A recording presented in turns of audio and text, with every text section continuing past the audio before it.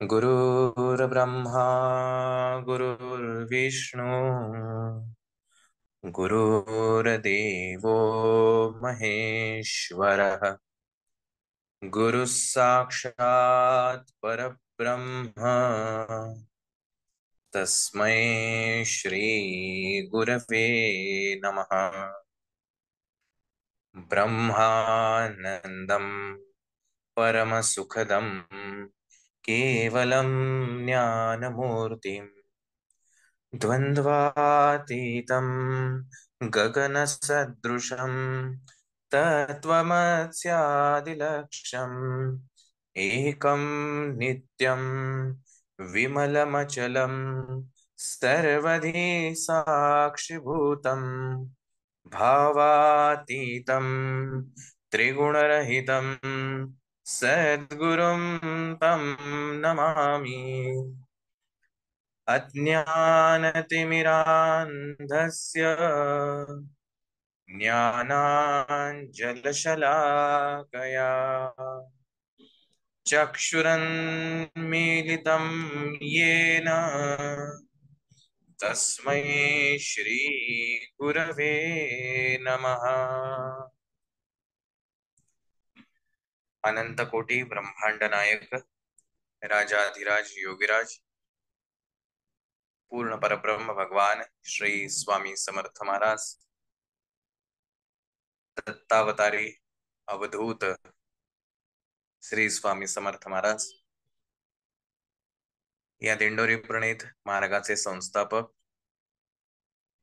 ब्रह्मीभूत परमपूज्य विठले महाराज सद्गुरु परमपूज्य मोरेदादा आणि तुम्हा सर्वांचे श्रद्धेयस्थान प्रातस्मरणीय परमपूज्य गुरुमाऊली यांच्या चरणी आपण सर्व सेवेकऱ्यांच्या वतीनं त्रिवार मुजरा। उपस्थित सर्व सेवेकरी बंधू आणि भगिनींनो, श्री स्वामी चरित्र चिंतनिकेचा हा आजचा तिसरा भाग। स्वामी चरित्र हे प्रत्येकाचं श्रद्धास्थान आहे।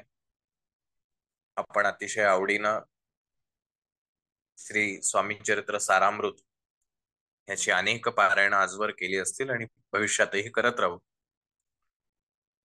चरित्राच्या निमित्तानं व्यक्ती अभ्यासणं किंवा व्यक्तिमत्वाची ओळख करून देणं हा त्या चरित्रामागचा मुख्य हेतू असतो। त्यांनी केलेलं कार्य, कर्तृत्व, त्याचे विचार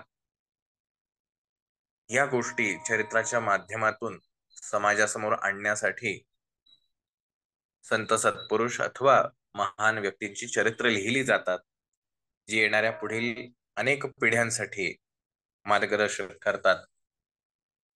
परंतु सहसा आपल्याकडे समाज हा उत्सवप्रिय अधिक असतो। हे एवढं ज्ञान आत्मसात करण्याची आपली क्षमता नाही, आपल्याला ते जमणारही नाही। परंतु अमृताचा एक थेंब जरी घशामध्ये गेला किंवा एक ग्लासभर अमृत प्यायलं तरी दोघांचाही परिणाम तितकाच होणार आहे।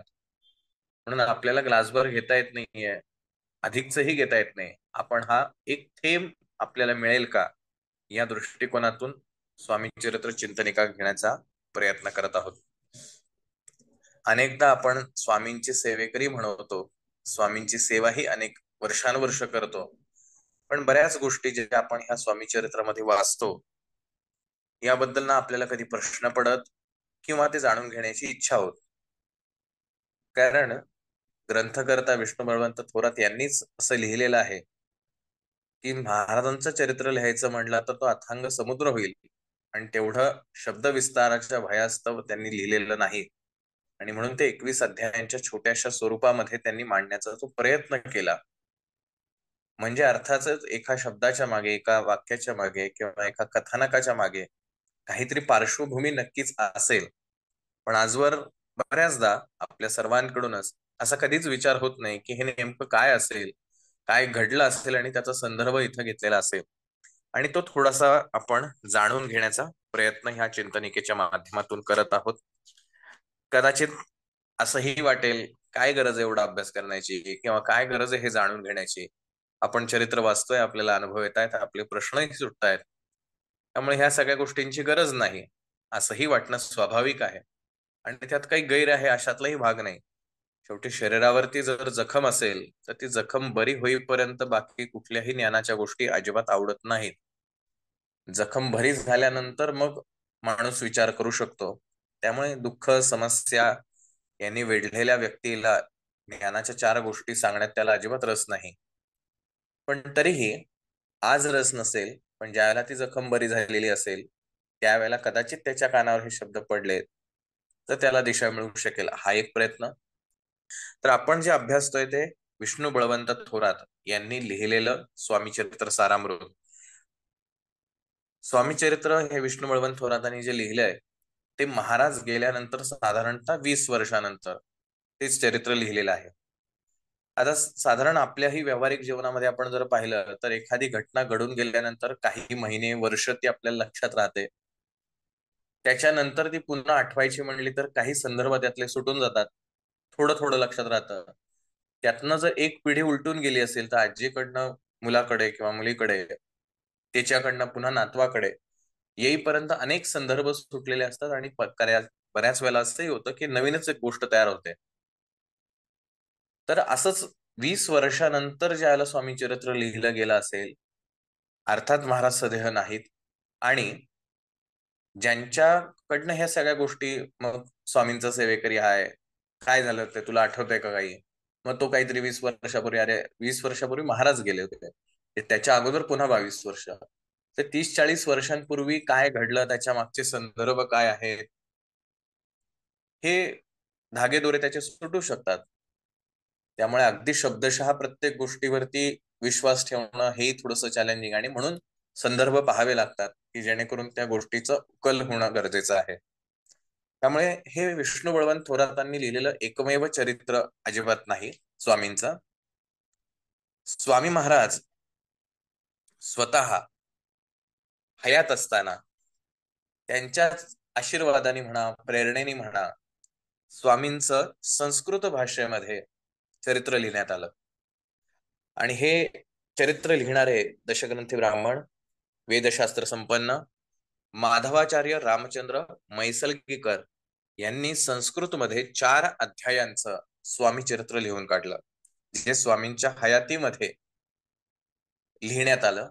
साधारणतः मग त्यावेळेपर्यंत जे काही महाराज समजले लोकांना, त्यांनी जे अनुभवले या माधवाचार्यांनी, तर ह्या गोष्टी त्यांच्या 4 अध्यायांच्या चरित्रामध्ये आपल्याला पाहायला मिळतात. गुरु लीलामृत आपल्याला सगळ्यांना परिचित आहे. ब्रह्मनिष्ठ वामनरावजी वैद्य यांनी हा गुरु लीलामृत ग्रंथ लिहिला. त्यानंतर गोपाळकृष्ण बुवा केळकरांची बखरही आपल्या अनेकांना परिचित असेल. नारायण हरी भागवत यांनी सुद्धा एक स्वामींचं चरित्र लिहिलं. मुकुंदराव करंदीकर ही आपल्याला परिचित असेल, पुण्यामध्ये लोणावळाला त्यांचं मठ आहे आणि त्यांनीही स्वामींचं फार मोठं कार्य केलं. त्यांनी एक स्वामींवरती चरित्र लिहिलं. विष्णू बळवंत थोरात जे आता आपण वाचतोय पोथी, त्यांनी एक स्वामींचं चरित्र. त्यामुळे अशा वेगवेगळ्या लोकांनी हे स्वामींचं चरित्र लिहिण्याचा प्रयत्न केला. पण प्रयत्नच म्हणूया, कारण स्वामींचं चरित्र शब्दांकित करणं हे कोणालाच शक्य नाही. पण अशा विविध लोकांनी महाराजांचं चरित्र शब्दांकित केलेलं आहे. त्यातली एक पोथी आपण प्रमाण म्हणून आपल्या सेवा मार्गाने दिलेली आहे आणि ती आपण वाचतो. स्वामी चरित्राचं आणखीन एक पात्र आहे, अगदी ओझरता त्यांचा उल्लेख आहे. महाराज ज्याला सोलापूरला होते, तर सोलापूरवरनं अक्कलकोटला येण्याच्या अगोदर ती ज्यांचा सहवास किंवा ज्यांना स्वामींचा सहवास लाभला असे चिंतोपंत टोळ, ज्यांची गोष्ट आपण अनेकदा पिक्चर मध्ये, सिरियल मध्ये पाहिली असेल. कारण सोलापूरचा तो उल्लेख केल्याशिवाय अक्कलकोटामध्ये प्रवेश करता येत नाही कथानकाला. त्यामुळे चिंतोपंतांची गोष्ट ही कदाचित बहुश्रुत असेल. पण हे संदर्भ मी जे मगाशी म्हटलं की कमी शब्दांमध्ये ज्याला चरित्र मांडायचं आहे त्याला त्याचे संदर्भ किंवा मागचा पुढचा इतिहास हा काही लिहिला जाणं शक्य नाही, आणि म्हणून तोही समजणं गरजेचं आहे. महाराजांच्या जे सानिध्यात आले, आज आपलीही आपण जर अवस्था पाहिली तर तशीच आहे की जो महाराजांच्या सानिध्यात येतो, 100 पैकी 90% त्यांच्या पुढच्या पिढ्या सुद्धा स्वामींची सेवा करतात. असेच चिंतोपंतांचे पुत्र गोविंदराव टोळ, जे महाराज सोलापूरला असताना सुद्धा लहान बालवयात होते, परंतु महाराजांची अतिशय प्रामाणिकपणे सेवा करायचे. तर ह्यांच्या आयुष्यातला एक अनुभव फार महत्वाचा आहे. महाराज कशा लीला करतात, महाराज कसं भक्तांचं रक्षण करतात, ह्या गोष्टी आणि परीक्षा पण महाराज परीक्षा ही कशा पाहतात ह्याचा थोडासा आपण मागोवा घ्यायचा प्रयत्न करूया. त्यांचं थोडक्यात चरित्र किंवा गोष्ट वाचण्याचा प्रयत्न करतो. स्वामी समर्थ कृपांकित चिंतोपंत टोळ यांना 2 पुत्र होते, विष्णुपंत आणि गोविंदराव. हे दोघेही निस्सीम स्वामी भक्त. सन 1891 ला, म्हणजे महाराज गेल्यानंतर साधारण 13-14 वर्षानंतरची गोष्ट आहे, गोविंदराव टोळ यांनी स्वामींचा जो साक्षात्कार अनुभवला त्याची साग्र संगीत हकीकत स्वतः गोविंदरावांनी पुणे वैभवला कळवली. पुणे वैभव हे साप्ताहिक होतं, जे पुण्यामध्ये त्याचं प्रकाशित व्हायचं. महाराज असताना सुद्धा हे साप्ताहिक चालायचं आणि महाराजांच्या नंतरही अनेक स्वामींच्या गोष्टी या पुणे वैभवमध्ये छापण्यात आल्या होत्या. तो गोविंदरावांनी स्वतः प्रत्यक्ष हा पुणे वैभवला कळवलेला अनुभव आहे. ती अत्यंत रोमहर्षक असून गुरुमाऊली स्वामी महाराजांच्या अलौकिक सामर्थ्याचे प्रत्यंतर देणारी आहे. एखादा आजार उद्भवल्यानंतर रुग्णाची काय अवस्था होते, त्याला डॉक्टर कसे कसे भेटतात, त्यांच्या वेगवेगळ्या निदान पद्धती आणि औषधोपचार यामुळे रुग्ण कसा बेजार होतो यावर प्रकाश टाकणारी ही कथा आहे. डॉक्टरांच्या संदर्भात आजही आपणास थोड्याफार फरकाने असाच अनुभव येतो. तुमच्या भाग्यात असेल तर चांगला डॉक्टर भेटतो, अन्यथा रुग्णाच्या जीवाचा खेळ होतो, याची अनेक उदाहरणे आपण ऐकत असतो. जलोदराची व्याधी जडल्यानंतर गोविंदराव कोणकोणत्या धन्वंतरीकडे गेले, त्यांनी काय काय सांगितले, याची आता आपण कथा ऐकूया. गुरुद्वादशीचा उत्सव. अश्विन वद्य द्वादशी, गुरुद्वादशी म्हणून अक्कलकोट येथे फार पूर्वीपासूनच, म्हणजे अगदी स्वामीरायांच्या काळापासून अत्यंत मोठ्या प्रमाणावर आणि उत्साहाने साजरी केली जाते. या उत्सव प्रसंगी एके वर्षी अवर्षणामुळे पिण्याच्या पाण्याचे दुर्भिक्ष होऊन सेवेकरांच्या तोंडचे पाणी पळाले. महाराजांनी जंगमाचे विहिरीजवळ छोटा खड्डा करून त्यात लघुशंका केली.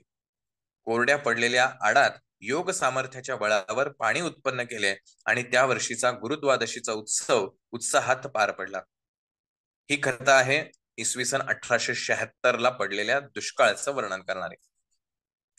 असाच एके वर्षी अक्कलकोटात अश्विन मध्य द्वादशी उत्सव सुरू होता. त्याच वेळी गोविंदराव टोळ सोलापूरकर हे विजापूर येथे पोटशुळाच्या व्याधीने तडफडत होते. महाराजांनी त्यांची ती केवलवाणी अवस्था अंतर्ज्ञानाने जाणली आणि कनवाळू महाराजांनी त्याच दिवशी रात्री गोविंदरावांवर कृपा करून त्यास व्याधीमुक्त केले. पण अनेक महिने पिडणारा हा पोटदुखीचा आजार अचानक कसा काय पळाला, याचे गोविंदरावांस अप्रूप वाटले. व्याधीमुक्त झाल्याच्या 3ऱ्याच दिवशी दिवाळी होती. गोविंदराव ते समयी विजापूर येथील अबकारी मक्तेदाराचे बंगल्यात रात्री गाढ झोपले होते. अशी शांत निद्रा त्यांना गेल्या कित्येक महिन्यात व्याधीमुळे मिळाली नव्हती. पहाटेच्या सुमारास त्यांना स्वप्न पडले आणि स्वप्नात एक संबंध त्यांच्या अंगात शिरला आणि थैथया नाचू लागला. श्री स्वामी महाराज त्यांचे समोर बसून हा तमाशा पाहत होते. त्यानंतर ब्रह्मसंबंध मोठमोठ्याने ओरडत आरोळ्या ठोकून म्हणाला, मला श्री स्वामी महाराजांनी जाळले. गोविंदरावांनी एकदम एक किंकाळी मारली. जवळच निजलेले सर्व लोक त्या आवाजाने जागे झाले. त्यांनी गोविंदरावांस झोपेतून जागे केले आणि काय घडले, तुम्ही किंकाळी का फोडली, असे विचारले. गोविंदरावांनी स्वप्नात घडलेला चमत्कार सांगून स्वतःचे व्याधीमुक्त झालेले पोट सर्वांना दाखवले. अबकारी मक्तेदाराच्या परवानगीने रजा घेऊन तिथले काम संपवून ते सोलापुरात स्वगृही आले. गोविंदरावांचे व्याधीमुक्तीनंतर प्रथमच स्वतःच्या घरी येणे झाले होते. पोटशुळाच्या व्याधीने त्यांचे घागरी एवढे पोट, मोठे झालेले पोट, त्यांना होणारा त्रास आणि विविध प्रकारच्या वैद्यांनी त्यांच्यावर केलेले उपचार हे सर्व रामायण घरच्यांना माहित होते. त्यामुळे गोविंदरावांचे पूर्ववत झालेले पोट पाहून नातेवाईक आश्चर्यचकित झाले. घरच्या मंडळींना स्वप्नातील चमत्काराची कथा सांगून त्यांनी संतुष्ट केले आणि समर्थ नामाचा संपूर्ण टोळ कुटुंबियांनी एकच जयघोष केला. आपले व्याधीने वाढलेले पोट सोलापूरला कोणाकोणास त्यांनी दाखवले? गोविंदराव सांगतात, प्रथम सोलापूर हायस्कूलचे गोविंद शास्त्री पाध्ये यांना दाखवले, कारण ते वैद्य वैद्यक्रियेत जाणते असून शस्त्रक्रियेतही निष्णात होते. त्यानंतर सोलापुरातील प्रख्यात डॉक्टर वासुदेव काशीनाथ किर्लोस्कर यांचा नुकताच खासगी दवाखाना सुरू झाला होता, त्यांना दाखवले. नंतर विजापूरचे डॉक्टर नागपूरकर, बार्शीचे प्रख्यात वैद्य भाऊसाहेब पांगरीकर यांना रोग चिकित्सा फार चांगली येते म्हणून प्रत्यक्ष भेट घेऊन प्रकृती दाखवली. पण वरील कोणाकडूनही काहीच उपाय झाला नाही. त्यानंतर कापरे वैद्यबुवा आणि यशवंत बोडदेबुवा यांनी वृंदावनाची कडू फळे आणून त्यातून औषध दिले, पण गुण येण्याचे नाव नाही. उलट जुलाब होऊ लागले आणि शरीर अधिकच त्रस्त झाले. सोलापूर डिस्ट्रिक्ट रेल्वेचे प्रख्यात डॉक्टर पार यांचे असिस्टंट डॉक्टरांनी गोविंदरावांचे पोट पाहून हा जलोदर आहे असे निदान केले. डॉक्टर किर्लोस्कर यांनीही बरेच दिवस गोविंदरावास औषधोपचार केला, पण अखेरीस शस्त्रक्रियेचे पोट फाडून पाणी काढून टाकावे असा सल्ला त्यांनी दिला. आता तारावे की मारावे हे श्रीच ठरवते. गोविंदरावांनी शस्त्रक्रियेसाठी नकार दिला. माझे स्वामी महाराज समर्थ आहेत. आपण त्यांचे अनन्य भक्त असून त्यांना आपण मनोभावे प्रार्थिलेले आहे. आता शेवटी आम्हास तारावे की मारावे हे श्रीच ठरवतील असा विचार करून ते सोलापुराहून विजापुरास आले आणि नोकरीवर रुजू झाले. परंतु तेथे गेल्यावर दिवसेंदिवस अधिकच अस्वस्थ झाले. आजाराने उग्र रूप धारण केले. पायास मांड्यास सूज येऊ लागली. गोविंदरावांची नोकरी खासगी होती आणि जोखमीचीही होती. मक्तेदाराच्या ऑफिसचे संपूर्ण रोकडीचे व्यवहार आणि दप्तर गोविंदराव सांभाळे. त्यामुळे पुस्तकी विद्या आणि परस्वाधीन जिणे याप्रमाणे मक्तेदारीची नोकरी आणि पोटाची व्याधी यामुळे ते कोंडीत सापडले होते. पण समर्थांच्या आज्ञेप्रमाणे अशा बिकट स्थितीतही त्यांनी शीतोदक स्नान आणि पादुका पूजनाचा नित्य नियम सोडला नाही. प्रातःकाळी हे सर्व अनेक आटोपल्यापासून ते कोणाच्याही कामास हात लावित नसत. त्यांची स्वामींवरील ही अनन्य श्रद्धाच त्यांना तारून गेली.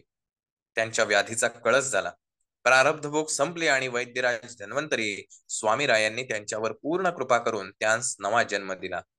पुढे समर्थांच्याच आज्ञेवरून त्यांनी मक्तेदाराची नोकरी सोडून दिली आणि सोलापुरास आले. गंमत म्हणून गोविंदराव पूर्ण बरे झाल्यावर वर उल्लेख केलेल्या सर्व डॉक्टरांना ते स्वतः जाऊन भेटले. तुमच्या पोटातील रोग कसा काय नाहीसा झाला याबद्दल सर्व डॉक्टर चौकशी करू लागले. गोविंदरावांनी श्रींच्या कृपेने मी रोगमुक्त झालो असे त्यांस ठासून सांगितले. एवढा असाध्य रोग स्वामींच्या कृपेने नाहीसा झाला हे ऐकून वैद्यबुवास नवल वाटले. कारण हे सर्व डॉक्टर्स पाश्चिमात्य विद्या आणि विचार यामुळे पछाडलेले होते. साधू संत आणि त्यांचे चमत्कार यांची ते उघड उघड चेष्टा करीत. देवाचा चमत्कार नाही असे म्हणणारे भले भले डॉक्टर्स गोविंदरावांवर योग्य उपचार करू शकले नाहीत. ही वस्तुस्थिती होती आणि त्यांनी ती मान्य करावी अशी गोविंदरावांची इच्छा होती. घागरी एवढे पोट सपाट होऊन ते व्याधीरहित ठणठणीत समोर उभे टाकलेले पाहून डॉक्टर किर्लोस्कर ही चकित झाले आणि अखेरीस श्री समर्थांच्या कृपेनेच हे झाले असावे याची त्यांनी नम्रपणे कबूल दिली. महाराज, आपण नेहमी ऐकतो की महाराज असं म्हणायचे, हम गया नहीं जिंदा है. तर महाराजांनी हा जो उल्लेख केला, स्वामींचे अत्यंत निष्ठावान भक्त ज्यांची कथा आपल्या सद्गुरु दादांनी सुद्धा आपल्याला सांगितली, असे संत सत्पुरुष श्री बेडकर महाराज यांच्या बाबतीत वापरलेले ते वाक्य आहे. बेडकर महाराजांनी नर्मदा परिक्रमा करण्यास सांगितली. अत्यंत कठीण असलेली ही परिक्रमा आपल्याला करायला सांगितली आणि गुरूंचा आदेश हा टाळायचा नाही. त्या नर्मदा परिक्रमेमध्ये कानांवर विश्वास बसणार नाही किंवा अद्भुत ज्याचं शब्दात वर्णन करता येणार नाही अशा अजब लीला बेडकर महाराजांनी अनुभवल्या. परंतु गंमत अशी झाली की त्या प्रवासादरम्यान, त्या परिक्रमेच्या दरम्यान बेडकर महाराजांना ही बातमी कळली की महाराज यांनी देह ठेवलेला आहे. आता महाराजांनी देह ठेवलाय म्हणल्यानंतर जसं शिक्षक वर्गातनं गेलं की पोरं निवांत असतात, कारण त्यांना माहिती आता आपल्याला ओरडणार कोणी नाही. तसं काही क्षणांसाठी बेडकर महाराजांना वाटलं, बरं झालं, आता खूप झाला त्रास, आता परिक्रमा माझ्याकडनं होणार नाही. आणि असा विचार येतो ना येतो त्या क्षणी महाराज त्यांच्या समोर सदेह हजर झाले आणि महाराजांनी मोठ्याने हा वाक्याचा उच्चार केला, हम गया नहीं जिंदा है. आणि ही अनुभूती अनुभवून बेडकर महाराज अक्षरशः अंगावर काटे आलेले, शहारे आलेले, डोळ्यात पाणी आहे की माझ्या गुरूंचं माझ्यावर किती प्रेम आहे आणि त्यानंतर बिडकर महाराजांनी ज्या प्रकारे ती नर्मदा परिक्रमा पूर्ण केली, अतुलनीय आहे. गुरु आदेश आणि त्याचं पालन हे आयुष्यात किती महत्वाचं आहे हे बिडकर महाराजांचं जर चरित्र आपण वाचलं किंवा ऐकलं तर जरूर आपल्याला त्याची अनुभूती येईल. आणखीन एक स्वामी चरित्रामध्ये एका पात्राचा उल्लेख येतो, ते म्हणजे स्वामींची पत्रिका. या दुसऱ्या अध्यायामध्ये ओझरता उल्लेख आहे आणि नंतर स्वामी सुतांचा अध्याय सुरू झाल्यानंतर सुद्धा त्यांचा पुन्हा उल्लेख येणार आहे. तर ह्या स्वामी महाराजांची जी पत्रिका आजही ज्याला प्रमाणभूत मानली जाते स्वामींची पत्रिका म्हणून, ती स्वामींची पत्रिका ज्यांनी काढली असे नाना रेखी नगरचे, या थोडक्यात या व्यक्तिमत्वाचा परिचय घेऊ आणि मग आजच्या हे नाना रेखी जे आहे त्यांची परंपरा किंवा पिढीजात ज्ञान, ज्योतिषशास्त्राचं प्रचंड ज्ञान आणि ह्यांची वेगवेगळे नावं, पण रेखी हे जे नाव पडलं ते त्यांच्या कर्तृत्वामुळे किंवा स्किलमुळं. तर हे पिंगळा ज्योतिषी आणि हातावरच्या रेषांवरनं अचूक भविष्य सांगणं. आजही नगरला जर नाना रेखी मठात गेला तर त्यांचे वंशज जे आहेत ते त्या ठिकाणी हे कार्य करतात आणि स्वामींची उत्तम प्रकारे सेवा करतात. तर हाताच्या रेषांवरनं उत्तम भविष्य सांगणारे किंवा कुंडली काढणारे असं म्हणून त्यांचा ख्याती जी आहे ती परिसरात होती आणि म्हणून त्यांचं आडनाव नंतर रेखी असं पडलं. 16व्या शतकात बहामनी राज्य उदयास आल्यानंतर अहमदनगर येथे निजामशाही स्थापन झाली. तेव्हापासून अहमदनगर शहरास ऐतिहासिक महत्व प्राप्त झाले. भारतीय स्वातंत्र्य संग्रामातही अहमदनगर जिल्हा अग्रणी ठरला. भगवान विष्णूंनी आपल्या वक्षस्थळावर ज्यांचा प्रहार आनंदाने सहन केला ते भृगु ऋषी भिंगार येथे तप करीत होते. तर ज्यांचा केवळ नामोच्चाराने सागराचा थरकाप होतो ते अगस्त्य ऋषी अकोले येथे प्रवराकाठी वास्तव्य करीत होते. प्रभू रामचंद्रांनी वनवासाचे वेळी डोंगरगण येथे काही काळ सपत्नीक वास्तव्य केले होते असा संदर्भ आहे.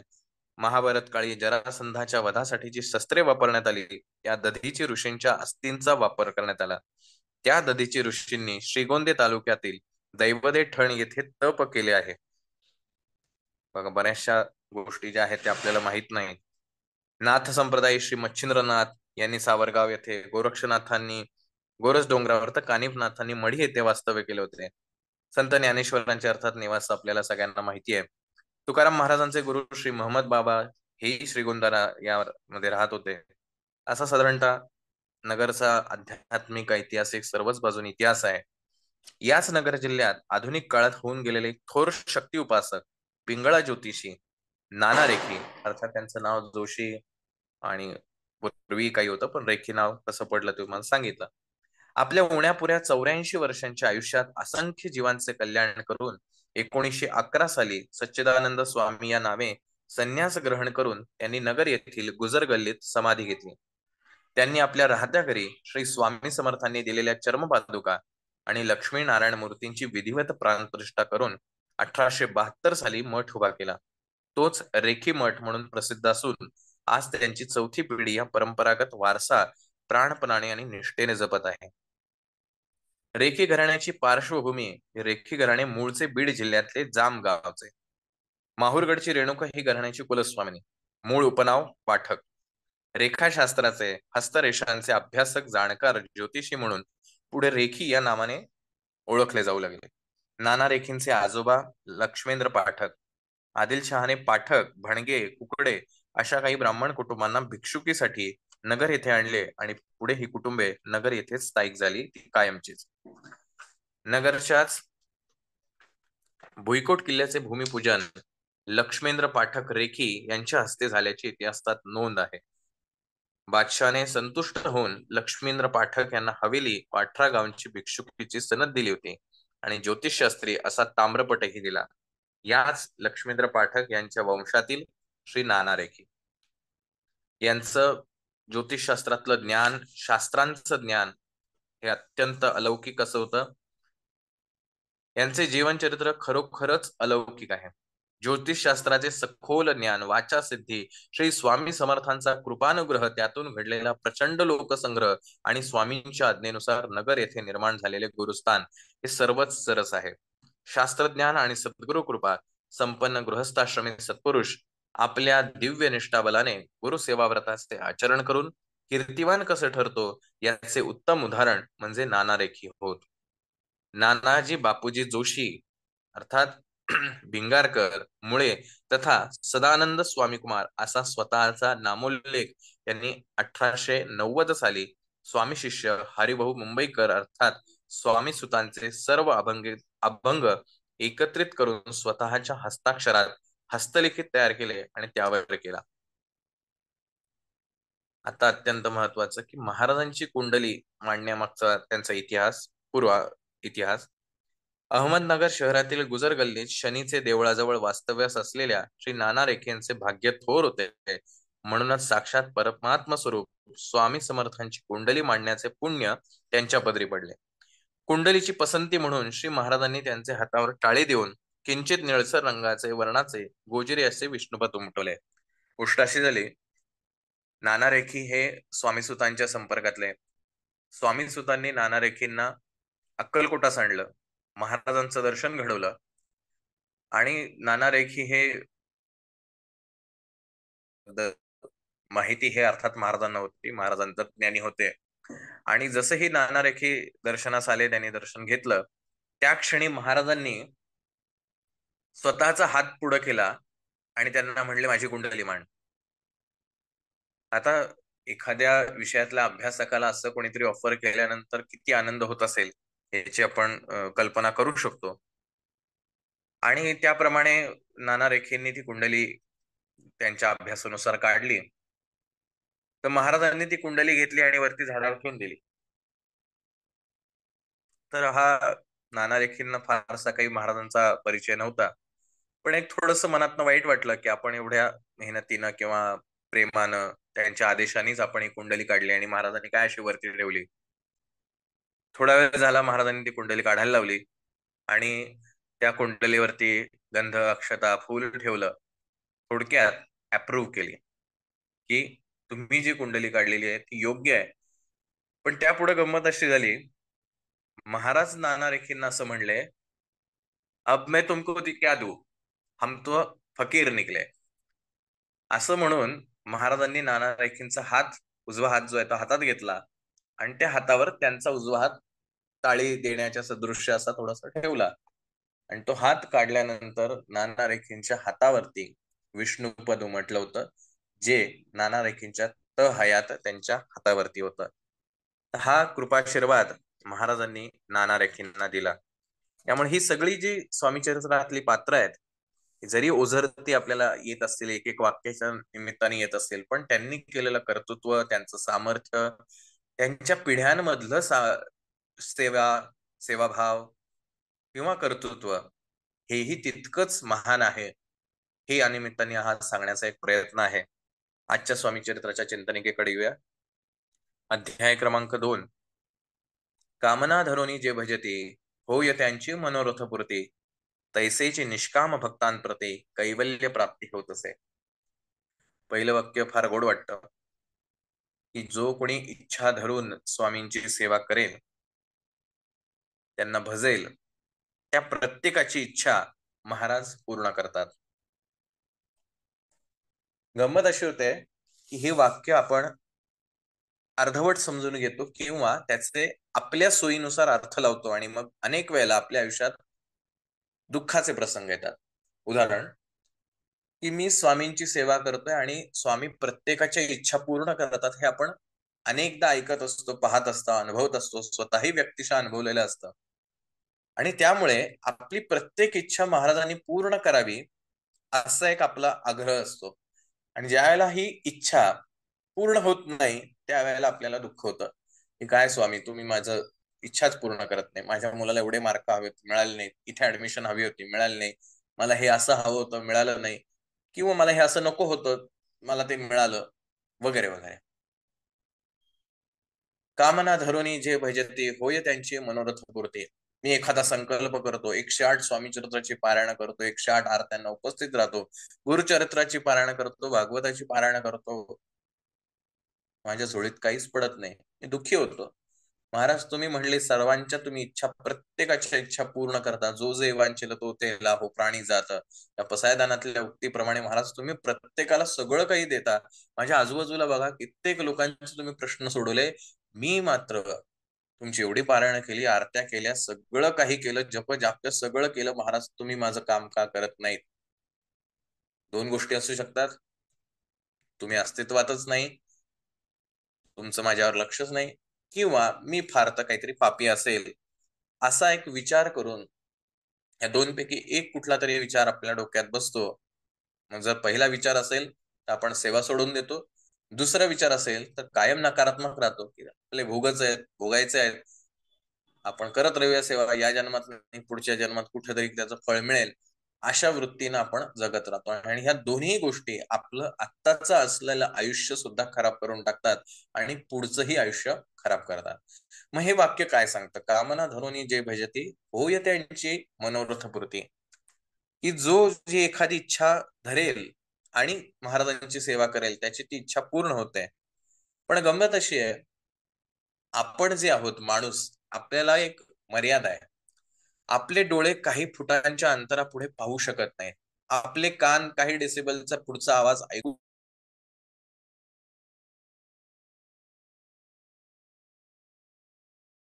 तिचा अंदाज येऊ शकत नाही, अनुभव घेत नाही. आपल्या इंद्रियांना मर्यादा आहेत. आपल्याला नाही माहिती की आपण जे मागतोय ते खरंच आपल्यासाठी चांगलं आहे का नाही.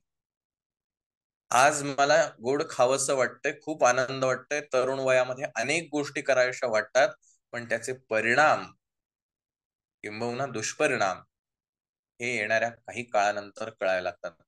पण ज्या वेळेला तरुण वयात मला ते करायचं असतं, त्यावेळेला माझे आई बाबा मला ओरडतात, मला आई बाबांचा राग येतो.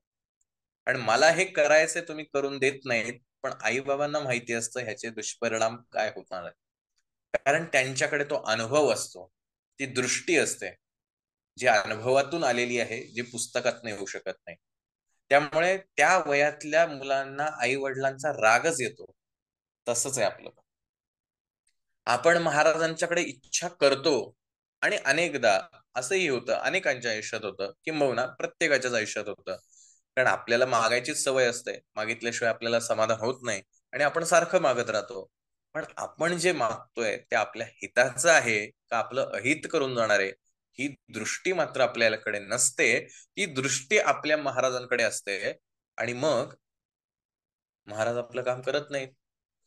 आणि जसं त्या मुलाला आई वडिलांविषयी राग वाटतो, तसाच आपल्याला महाराजांविषयी राग वाटतो. पण मुलाला जरी आई वडिलांविषयी राग वाटत असला तरी आई वडिलांना हे माहिती असतं की हा राग त्याचा ठीक आहे, त्याच्या वयानुसार तो राग योग्यही आहे, पण आपण जे करतोय ते त्याच्याच हिताचं करतोय, म्हणून आई वडील त्याच्यावर चिडत नाहीत. कारण आई वडिलांना माहिती आपण कशासाठी हे त्याला करण्यास भाग पडतोय. महाराजांना माहिती आहे की आपण का त्याला ते देत नाहीये. आपल्याला न देऊन आपल्याला दुःखी करून काही महाराजांना आनंद होणार आहे का? अजिबात नाही. पण आता जर तुला हे दिलं तर त्याचा होणारा परिणाम जो आहे, जे तुला माहिती नाही, तुझ्या इंद्रियांना ती मर्यादा आहे, महाराजांना ते माहिती आहे. म्हणून महाराज आपला तो रागही स्वीकार करतात. कारण त्यांना माहिती आहे हा राग तात्पुरता आहे. जेव्हा तो प्रत्यक्ष दिसेल की याचा अरे बरं झालं ते नाही झालं माझं काम, त्यावेळेला आपला सगळा राग निघून जाणार आहे. आणि महाराज पेशन्स ठेवतात. त्यांना कोणतंही बाळ, त्यांचं कुठलंही बाळ दुःखी झालेलं महाराजांना आवडत नाही. पण बाळाचं जर हित करायचं असेल तर प्रसंगी कठोर भूमिका घ्यावीच लागते, कारण ते त्यांचं कर्तव्य असतं. म्हणून कामना धरुनी जे भजती होय त्यांची मनोरथपूर्ती. जे कोणी महाराजांकडे एखादी इच्छा व्यक्त करून सेवा करतात, 100% त्यांचं काम होतं. पण जर ते काम त्या व्यक्तीच्या, त्या भक्ताच्या अहिताचं असेल तर ते काम होणार नाही. हे तिथलंच याच वाक्यातलं अध्यारूत असलेलं वाक्य सुद्धा आपण समजून घेणं गरजेचं आहे. महाराज कृपाळू आहेत. महाराजांसारखा प्रेमळ व्यक्तिमत्व आपल्याला जगात सापडणार नाही. गंमत अशी झाली आहे की आपल्याला जे पिक्चर दाखवण्यात आले, ज्या सिरियल दाखवण्यात आल्या, किंवा महाराजांविषयी जे काही वर्णन करण्यात आलं, कारण मगाशी म्हणल्याप्रमाणे महाराजांच्या देहावसानानंतर काही वर्षानंतर स्वामींचे चरित्र लिहिण्यात आली आहेत. त्यामुळे प्रत्येक भक्ताने आपल्याला जसे वाटतील तसे महाराजांचं वर्णन केलेलं आहे. आणि किंबहुना असंच झालं की महाराजांचं रागीट स्वरूपच जास्ती लोकांसमोर आणण्यात आलं, की महाराज शिव्या देतात, महाराज चिडले की काही मग कोणाचं खरं नाही, वगैरे वगैरे. ह्या गोष्टी अधिक मोठ्या करून दाखवण्यात आल्या, सांगण्यात आल्या. आणि त्यामुळे स्वामींविषयीची एक भीती, एक दरारा हा भक्तांच्या मनामध्ये आजही कायम आहे. अरे नको नको, ते स्वामींची सेवा म्हणजे फार कडक असते. कारण स्वामींची एकच बाजू फक्त जाणीवपूर्वक किंवा नकळतेपणाने पुढे आणण्यात आली. पण स्वामींचं प्रेम थोडस प्रकाशात यायचं कमी पडलं. हरिभाऊ महाराजांकडे आल्यानंतर महाराजांनी त्यांना मांडीवर बसवले. एक तरुण उमदा मुलगा आहे, 20-22 वर्षाचा, आणि 750 वर्षाचा देह असलेले स्वामी महाराज. त्या स्वामींनी त्या 20-22 वर्षाच्या तरुणाला मांडीवर बसवलंय, त्याच्याशी गप्पा मारल्यात आणि माझा सूत असं म्हणून प्रेमाने हाका मारल्यात.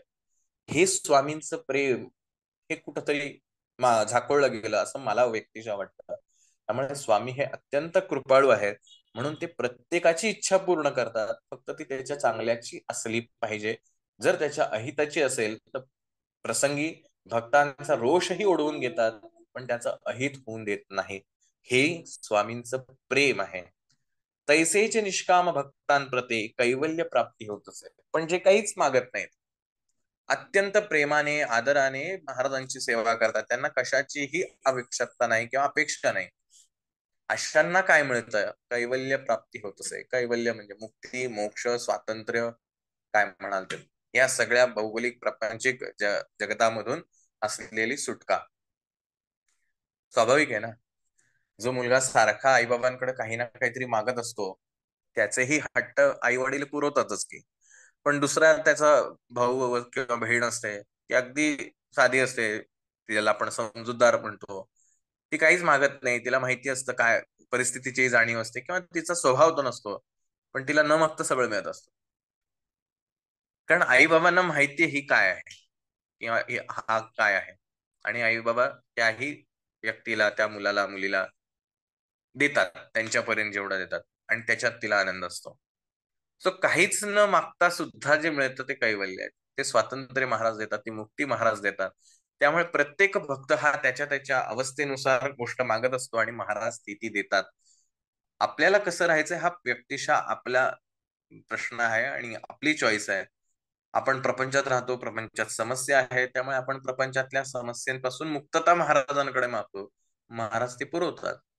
ही मुक्तता झाल्यानंतर आपल्याला आता आनंद वाटतोय, आता महाराजांकडे आपण आणखीन भक्ती मागतोय, महाराज कैवल्य प्राप्ती पण करून देतात. दोन्ही आहेत. त्यामुळे आपण कुठल्याही अवस्थेमध्ये असलो तरी वाईट वाटून घ्यायचं काही कारण नाही. आपण महाराजांचेच आहोत आणि महाराज आपलं हित करण्यास समर्थ आहेत, हाही आपण विश्वास ठेवावा. नृसिंह सरस्वती प्रकट झाले, अगणित पापी तारले, करदळे वने गुप्त झाले, गुरुचरित्र ती कथा. ही गुरुचरित्रातला संदर्भ घेऊन, कारण आता पहिल्या अध्यायामध्ये मंगलाचरण झालं, आता स्वामींचं प्रकटीकरण कसं झालं याविषयीचा उल्लेख ग्रंथकर्ते इथे करतात. की गुरुचरित्रामध्ये ही कथा आहे की महाराज जसंही मुसलमानांचं राज्य वाढायला लागतं, त्याच्यामुळे होणारा लोकांना, प्रजेला त्रास वाढायला लागतो, तर महाराज श्रीशैल्याला जातोय असं सांगून निघून जातात. आता ही जी गोष्ट आहे ही पण तितकंच महत्वाची आहे की महाराजांना तर पुढचं कार्य करायचं आहे, ते काही थांबून चालणार नाही. परंतु नरसिंह सरस्वती महाराजांचा आपण जर थोडा इतिहास किंवा तिथं जर आजही तुम्ही कर्नाटकला गेलात तर मुसलमान लोक सुद्धा महाराजांना मानतात, महाराजांकडे यायचे. आणि पूर्वीचे राजे सुद्धा, आपण बिदरच्या राजाची गोष्ट ऐकतो, तर ती लोक सुद्धा महाराजांना मानायची. आणि महाराजांमुळे महाराजांच्या भक्तांवरती अन्याय करायचे नाहीत, धर्माला आपल्या त्रास द्यायचे नाहीत, का तर महाराज आहेत. त्यामुळे महाराज जर गेलेत असं जर लोकांमध्ये पसरलं तर हे राजे काही आपल्याला सोडणार आहेत का? त्यामुळे महाराजांनी श्रीशैल्यगमन करतो असं म्हणून तिथं निघून गेले, आम्ही आहोत तिथेच, आम्ही कुठेही जात नाही असं महाराज निक्षून सांगतात. कारण तो दरारा सुद्धा असणं गरजेचं, आणि भक्तांविषयी किंवा भक्तांमध्ये तो श्रद्धेचा भाग आहे आणि त्यांनाही आधार आवश्यक आहे. या दोन्ही दृष्टीनं नरसिंह सरस्वती महाराजांनी श्रीशैल्यगमन केलं. आणि त्यानंतर महाराज कर्दळ वनातून प्रकट झाले, म्हणजे पुन्हा नवीन आविष्कार धारण केला. आपण मागच्या सत्रामध्ये ह्या सगळ्या गोष्टी पाहिलेल्या आहेत. आणि पुढचा ओवी जी आहे, स्वामींची जन्मपत्रिका, एका भक्ती केली देखा परी तिचा विषय शंका मना माझी आहे. तसं आहे की स्वामींची 1856 ला अक्कलकोटात आल्यानंतर ख्याती अतिशय लवकर पसरायला लागली. आणि हे एवढे कोण मोठे आसामी आहेत, कुठून आलेत, त्यांचं जन्मस्थान काय, कोणाच्या पोटी जन्मले, त्यांचे आई वडील कोण, गाव कोणतं, असे अनेक प्रश्न अनेकांना पडत जायचे. आपण तेच करतो, केंद्रात जातो आणि चौकशा करणं हे आपलं महत्वाचं काम आहे. कोण आला, कशासाठी आला. बाळाप्पा महाराजांना महाराजांनी एकदा असंच म्हटलं होतं, कारण बाळाप्पांना अशी सवय होती. तर महाराज त्यांना म्हणायचे, अरे ह्या असल्या चांभार चौकशा नको करू, तो कुठून आला, काय आला, ह्याच्याविषयी एवढी माहिती घेण्याची काही कारण नाही. पण अर्थात बाळाप्पा महाराजांच्या त्या व्यवस्थेतला एक तो भाग होता. तर तसंच महाराज कुठून आलेत, काय आले, असे अनेकांना प्रश्न पडायचे. ज्याची हिंमत व्हायची तो महाराजांना विचारायचा आणि महाराज त्याला अतिशय प्रेमाने उत्तर द्यायचे. परत जर प्रश्न विचारला तर पायपोस खाशील. त्यामुळे परत कोणाची डेअरिंग व्हायची नाही की महाराजांना विचारायचं. पण कोणी अधिकारी व्यक्ती यायचं, कधी कधी गाणगापूरचे पुजारी यायचे, तर ते त्या निमित्ताने विचारायचे. तसंच एक हा जो ज्योतिषी होता त्याला तो म्हणला की आपण महाराजांची पत्रिका मांडू, चेहऱ्यावरनं, इतर गोष्टींवरनं. आणि त्यांनी ती पत्रिका मांडली, पण महाराजांनी काय त्याला अनुमोदन दिलेलं नाही. त्यानंतर अक्कलकोटा माझा रे राचा मोदी याचे घरी पैसली समर्थांची स्वारी भक्त मंडळी वेष्टित. की हा महाराजांची स्वारी ही कधी कुठे जाईल हे कोणीच सांगू शकत नाही. आपण महाराजांना चार भिंतीत अडकू शकत नाही.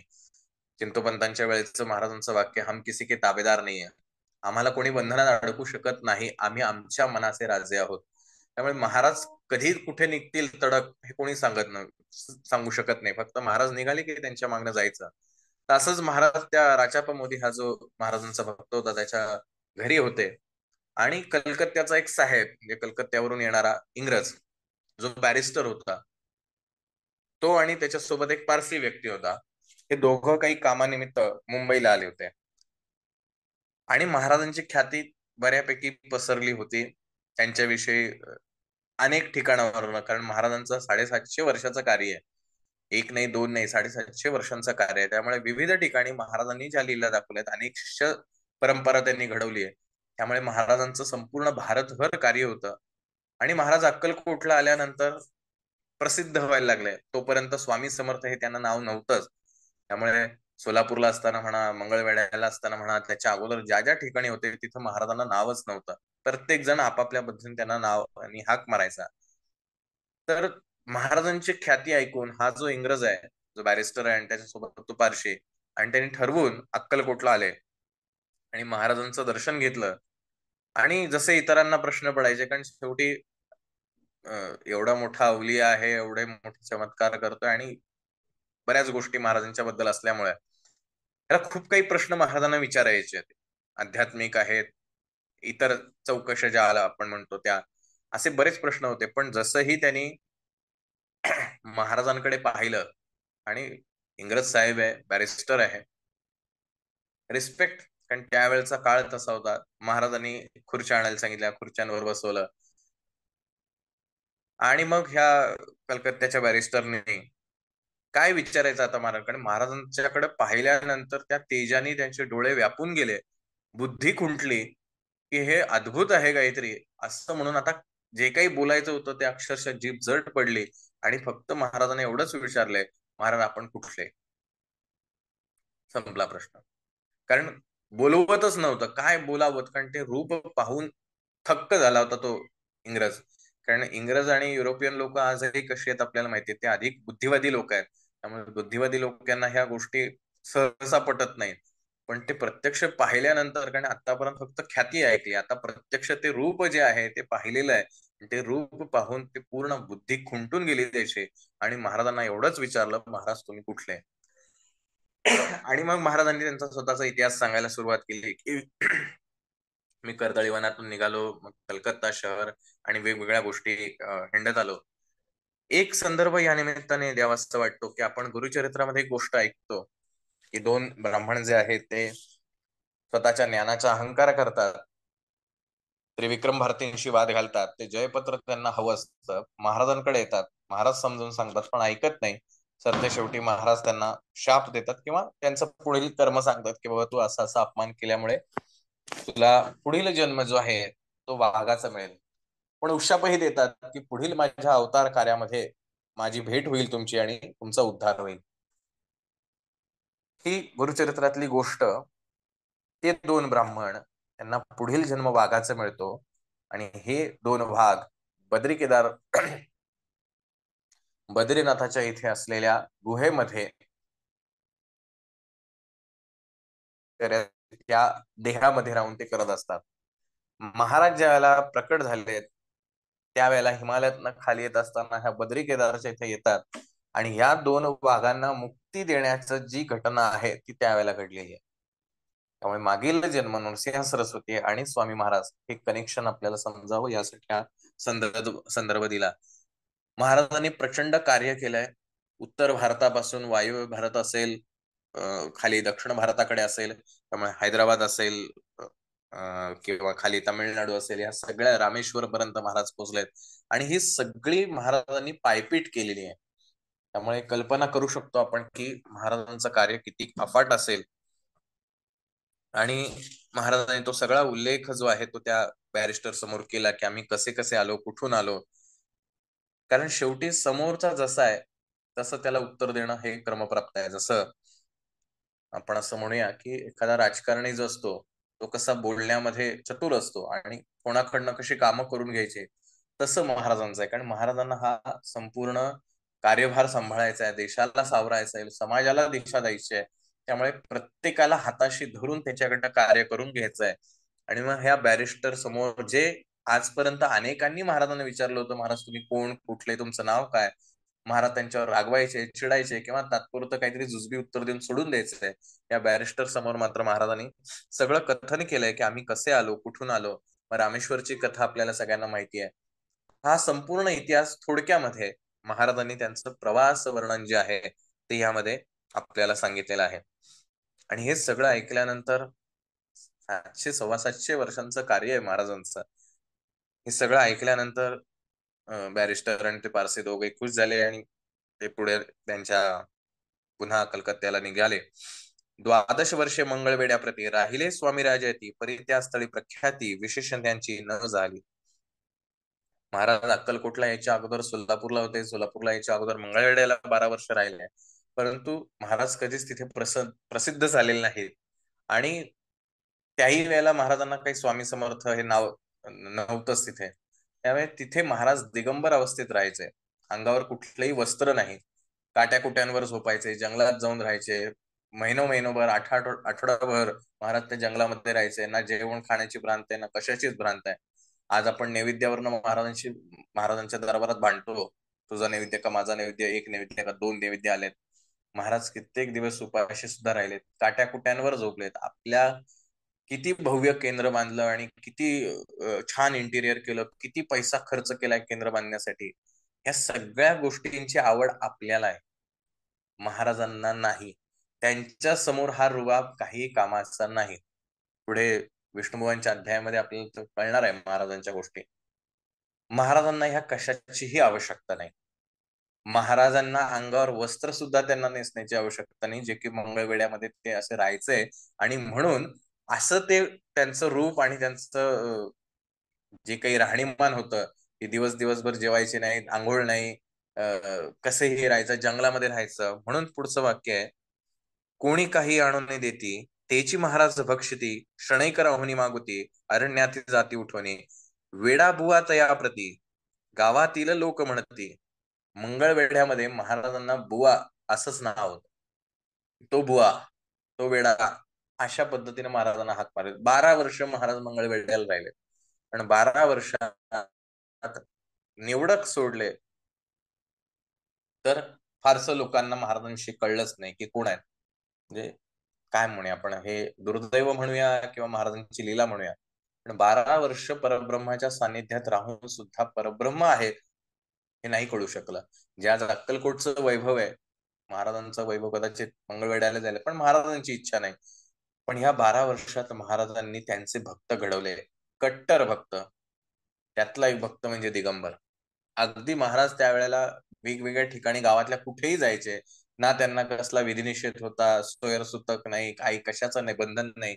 त्यांना जिथे मनात येईल तसं राहायचं. त्यामुळे त्या काळामध्ये 100-150 वर्षांपूर्वी महाराजांचं हे असं विचित्र वागणं लोकांना सहन व्हायचं नाही. पण महाराजांचं एकंदरीत व्यक्तिमत्वच असं होतं, की त्यांना कोणी बोलूही शकत नव्हतं. तो दरारा, नजरेतला दरारा असेल, बोलण्यातला दरारा असेल आणि अजब-अजब लीला असतील. त्यामुळे महाराजांना म्हणून त्यांना वेडा किंवा बुवा अशा प्रकारची नावं यायची. पण त्यांचं हे अवलिया रूप पाहून लोक प्रेमही करायचे. त्यामुळे प्रसंगी नैवेद्य आणणं किंवा खायला आणून देणं, नैवेद्य म्हणण्यापेक्षा खायला आणून देणं, असंही महाराजांचं 12 वर्ष हे कार्य मंगळवेढ्यामध्ये फार सुंदर आहे. त्याचंही येणाऱ्या पुढच्या चिंतनिकेमध्ये आपण कधीतरी संदर्भ घेऊया. त्या समयी नामे दिगंबर वृत्तीने केवळ जयशंकर, तेव्हा तयांचा अवतार सोलापुरी झाला. ते जाणून अंतरखुण स्वामींसी मानती ईश्वरा समान, परी दुसरे अन्यजन वेडा म्हणून येले.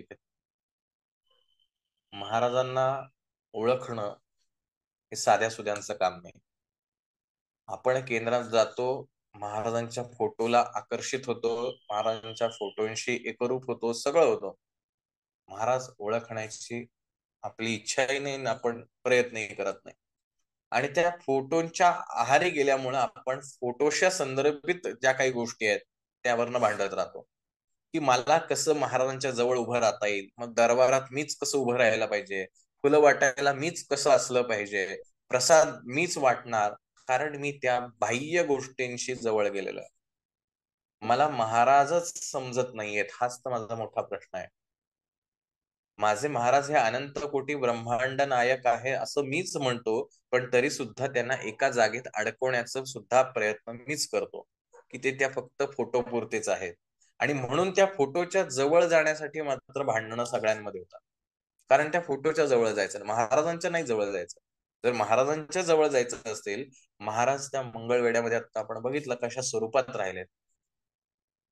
महाराज गरीब व्यक्तीच्या घरी जायचंय, महाराज दुःखी व्यक्तीच्या घरी जायचंय, त्या दुःखी व्यक्तीच्या सोबत राहिलेले आहेत. महाराज कुठे राहतात हे आपल्याला समजलं पाहिजे.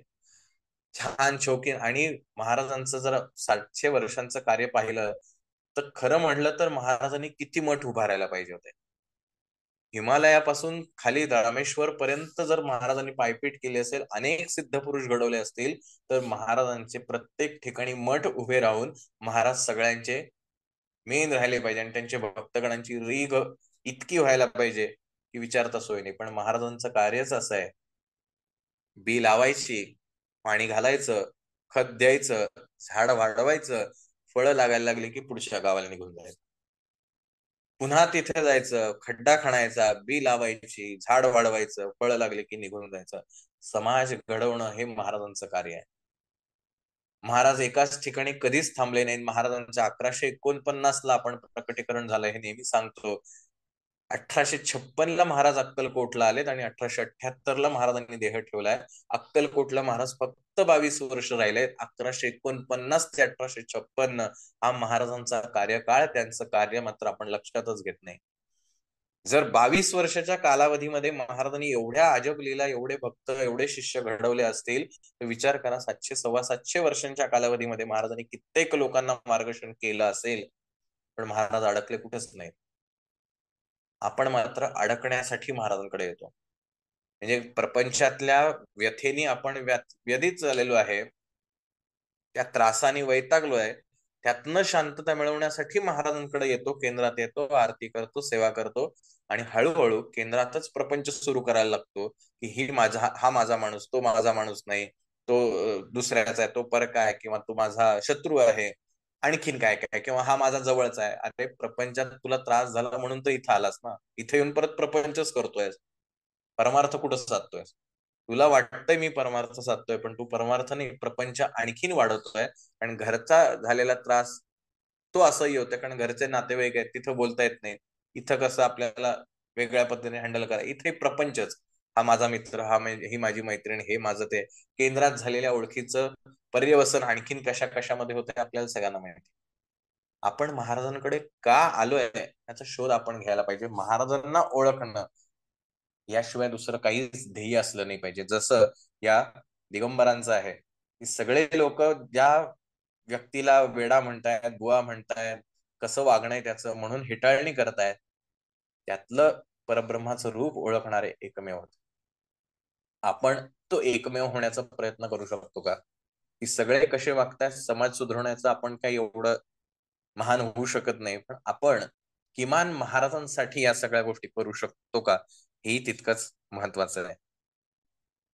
त्या समयी ते जाणवणी अंतर खुण स्वामींसी मानती ईश्वरा समान परे दुसरे अज्ञजन वेडा म्हणून लेखिती दर्शन येता दिगंबर लीला विग्रही यतिवर्य कमरेवरी ठेवून कर दर्शन देती त्यांचे. महाराजांचं प्रेम या एका वाक्यातनं नाही का दिसत, की जो आपला शिष्य आहे, ज्यांनी खरं आपल्याला ओळखलंय आणि आपल्यावर प्रेम करतोय प्रचंड. बाकीची सगळी लोक त्याच्यावर टीका करतायत, कुठं त्या वेड्याच्या नादी लागतोयस, कुठं त्या बुवाच्या नादी लागतोयस, त्याच्यासारखं मागं मागं पळतोय, अशी कितीतरी टीका होत असेल त्यांच्यावर. पण ती सगळ्या टीकेकडे दुर्लक्ष करून हा दिगंबर फक्त महाराज महाराज महाराज करून जातोय. आणि जसे यांनी यावं दर्शनासाठी, महाराजांनी कटीवर हात ठेवून उभं राहावं, दर्शन द्यावं. किती प्रेम असावं त्यांच्यावर, की त्याला ज्या रूपात पाहायचंय ते रूप त्याला दाखवलेलं आहे. आणि एकदा नाही, प्रत्येक वेळेला ज्या ज्या वेळेला दर्शन येईल त्या त्या वेळेला महाराज असेच प्रेमळ आहे. सगळ्यांवर समान माया करतात. त्यांच्यासाठी कोणीही परका नाही, कोणीही शत्रू नाही. एखाद्याने त्यांची सेवा केली नाही म्हणून ते काही त्याच्यावर नाराज होत नाहीत. आणि करावं अशी त्यांची इच्छा आहे, कारण चांगल्या वाटेवर चाललेलं कोणाला आवडणार नाही. मुलगा आई वडिलांशी कसाही वागला म्हणून आई वडील त्यांच्याशी मुलाशी तसं वाईट वागू शकत नाही, कारण त्यांना माहिती आहे तोच चुकतोय, मला नाही चुकायचं, मी शहाणा आहे ना. महाराज आपल्या सगळ्यांचे गुरु आहेत, आपल्या सगळ्यांची आई आहेत. आपण कित्येकदा चुकतो, रागावतो, चिडतो, सोडून देतो सेवा, पण ते आपल्याला सोडत नाही. पुन्हा एक वेळ येते जेव्हा आपण परत त्यांचं बोट धरतो. महाराज खूप प्रेमळ आहेत. आपण फक्त रागच पाहतो, पण ते का रागवतात? घरातला एखादा शिस्त लावणारा व्यक्ती घरातल्या लोकांना आवडतच नसतो, कारण तो सतत शिस्तीच्या गोष्टी सांगत असतो. पण तो का सांगतो त्याच्यामध्येही त्याचं प्रेमच असतं. तसंच महाराज जेव्हा रागवतायत, महाराज रागवले म्हणजेच आपलं कल्याण झालं असं समजायला हरकत नाही.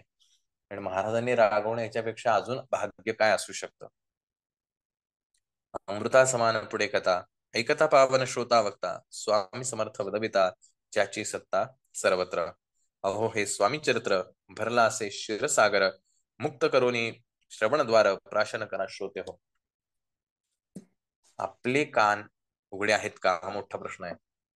आपल्या मनात अनेक विचार चालले असतात, कामाच्या गोष्टी चालल्या असतात, अशामध्ये आपण हे चिंतन ऐकायचं आहे. आपले कान उघडे राहत आहेत का? आपण जे ऐकतोय ते आपल्या मनामध्ये साठवलं जातंय का? जे मनात साठवलं जातंय त्याच्यावर चिंतन घडतंय का? हाही तितकाच महत्वाचा प्रश्न आहे.